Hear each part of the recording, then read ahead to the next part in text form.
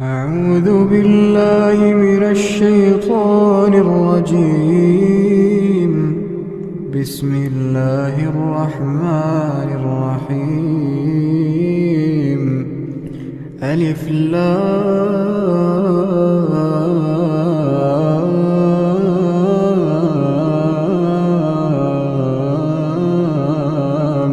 ميم. الله لا إله إلا هو الحي القيوم. نزل عليك الكتاب بالحق مصدقا لما بين يديه وأنزل التوراة والإنجيل من قبل هدى للناس وأنزل الفرقان. إن الذين كفروا بآيات الله لهم عذاب شديد والله عزيز ذو انتقام. إن الله لا يخفى عليه شيء في الأرض ولا في السماء. هو الذي يصوركم في الأرحام كيف يشاء. لا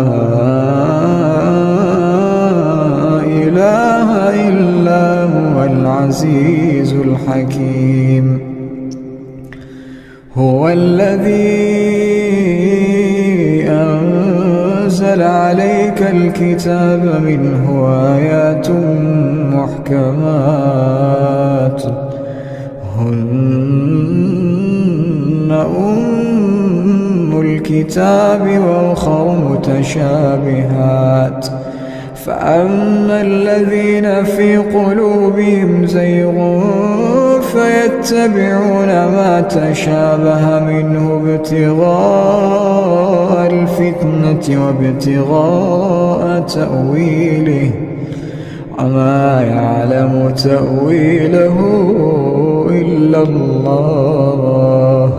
والراسخون في العلم يقولون آمنا به كل من عند ربنا وما يذكر إلا أولو الألباب.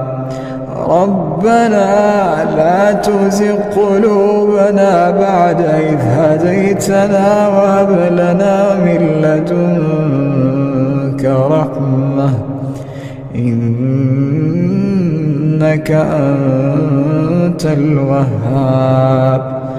ربنا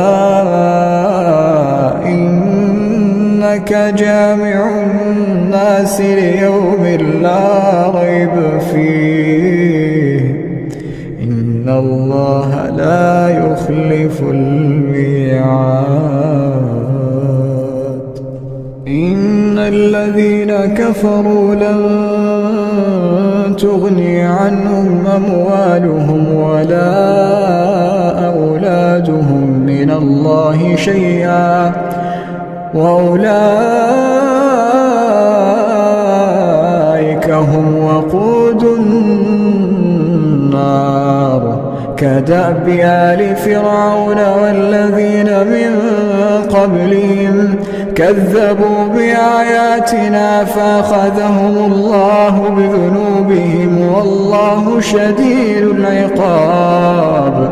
قل للذين كفروا ستغلبون وتحشرون إلى جهنم وبئس المهاد. قد كان لكم آية في فئتين التقتا فئة تقاتل في سبيل الله وأخرى كافرة يرونهم مثليهم رأي العين والله يؤيد بنصره من يشاء إن في ذلك لعبرة لأولي الأبصار. زين للناس حب الشهوات من النساء والبنين والقناطير المقنطرة من الذهب والفضة والخيل المسومة والأنعام والحرث، ذلك متاع الحياة الدنيا،